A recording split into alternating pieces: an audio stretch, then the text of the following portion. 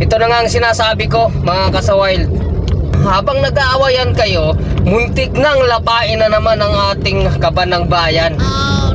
1 bilyong piso gagamitin para pailawan ang bulkang Mayon. Diba? Habang kayo nag-aaway, ito talaga ang gusto nila. Yung hindi nagkakasundo-sundo dahil nabibisi na sa pag-aawayan, ha? Sa pagtatanggol sa kanilang pinapanigan, ito ang gusto nila. Kasi habang nag-aawayan kayo, hindi na ninyo napapansin. Hindi na natin napapansin na yung budget ay ginagahasa na naman ng mga rapists. Diba?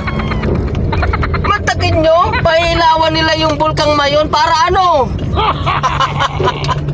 Para makita? O para kitang-kita? Para malawak o malaki ang kita? Ganun ba? O ito pa, para nakikita nila habang gumugulong yung bato ay umuusok para kitang-kita nila na ganun. Diba? Diyos ko. Alam nyo ba saan galing yon? Yung pera na yon? Yung mga railways natin, inilagay nila sa program. At yun ang gagamitin sa pagpailaw doon sa bulkang Mayon.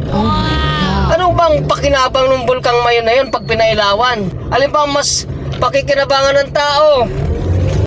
Yung mga train o yung ilaw doon sa bulkang Mayon?